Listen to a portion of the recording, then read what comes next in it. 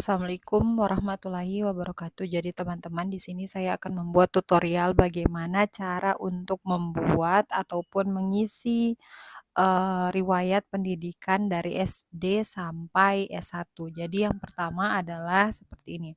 Kita membuka Google Chrome lalu mencari SSO Dapodik. SSO Dapodik. Nah, ini yang paling pertama ya, sso.datadik.kemendikbud.go.id, diklik saja lalu memasukkan username-nya dan juga kata sandi. Nah, kalau misalnya halamannya seperti ini, kembali lagi, kita kembali ke pencarian lalu dicoba satu-satu. Misalnya kita coba yang kedua PTK Dapodik. Nah, ini juga sama emailnya lalu. Nah, ini bisa. Jadi kalau misalnya yang pertama itu tidak bisa, coba yang kedua. Ini terserah mau pilih yang pertama atau kedua. Ditunggu sebentar. Lalu kita langsung ke pendidikan. Nah, di sini dikarenakan saya sudah pernah memverval ijazah S1 saya sebelumnya, nanti saya akan tunjukkan tunjukkan caranya verval ijazah S1-nya. Namun ini kita verval, maksud saya memasukkan ijazah SD sampai SMA terlebih dahulu. Nah, kita tekan tombol 3 di sini, lalu tambahkan riwayat. Nah, di sini ada yang pertama adalah jenjang. Yang pertama untuk jenjang itu, kita masukkan jenjang SD. Sebentar. Nah, di sini ada pilihannya misalnya SD. Lalu satuan pendidikannya kan itu pilih SD, misalnya SD apa XX. Lalu fakultasnya itu umum ya, teman-teman. Nah, di sini kita langsung karena umum itu paling bawah, jadi di scroll saja langsung ke bawah. Nah, ini umum. Untuk tahun masuknya silahkan dihitung, kan kalau di ijazah tidak ada tahun masuk ya, mungkin kalau misalnya lulusnya 2009 dikurangi 6, seperti itu. Misalnya tanggal tahun masuk 2000 ya, lalu tahun lulus 2006, seperti itu misalnya. Lalu NISN atau NISN dan NIM silahkan dilihat di ijazahnya. Lalu masih studi tidak. Nah, di sini untuk nilai rata-rata di ijazah biasanya itu tidak ada ya, tidak dicantumkan. Jadi silahkan menghitung semua nilai yang terdapat di ijazah. Kalau misalnya hanya ada nilai ujian, silahkan ujian nasional maksud saya, silahkan dihitung lalu dibagi berapa mata pelajaran yang diujiankan, seperti itu. Itu cara untuk mencari rata-rata. Nah, misalnya kalau misalnya rata-ratanya sudah dijumlahkan dan pakai koma, itu jangan pakai koma, pakai titik saja ya teman-teman. Silahkan dicoba. Ini hanya untuk mencontohkan.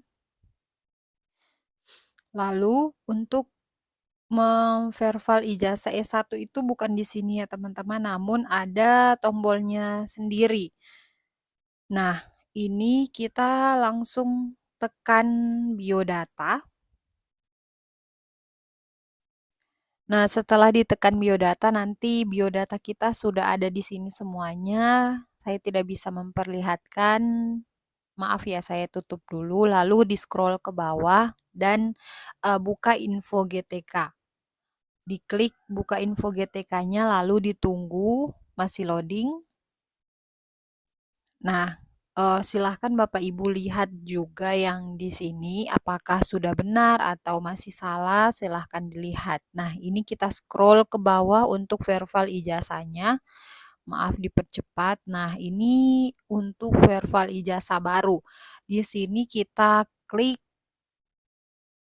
verval ijazah baru. Nah, dan silahkan mengisi perguruan tinggi, nama prodi, jenjang, NIM, dan nomor ijazah.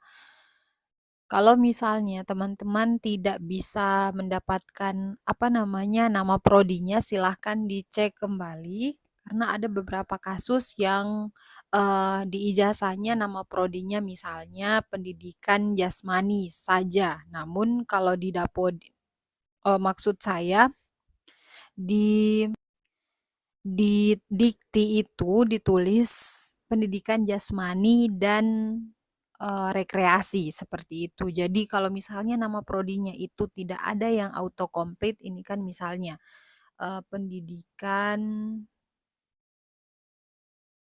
bahasa Inggris. Nah, seperti ini kan seharusnya ada, autocomplete-nya ya. Nah, autocomplete-nya seperti ini, pendidikan bahasa Inggris misalnya. Nah, ini kita langsung pilih, jangan diketik tanpa memilih yang seperti ini. Nanti dia tidak akan terbaca kalau misalnya sudah dicek ijazahnya, seperti itu. Jadi harus, dipilih pendidikan bahasa Inggris S1 misalnya. Nah, kalau misalnya nama prodi ini tidak, muncul, teman-teman harus mengisi dulu perguruan tingginya.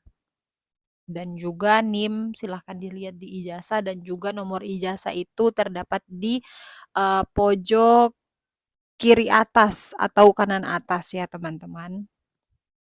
Jikalau sudah mengisi semuanya, silahkan, mengklik cek data ijazah. Nah, kalau misalnya sudah selesai, nanti tampilannya akan biru seperti ini. Ini adalah tampilan kalau misalnya, data teman-teman itu sudah terverifikasi. Jadi statusnya sudah terverifikasi berdasarkan pemadanan data pada PD Dikti, seperti itu.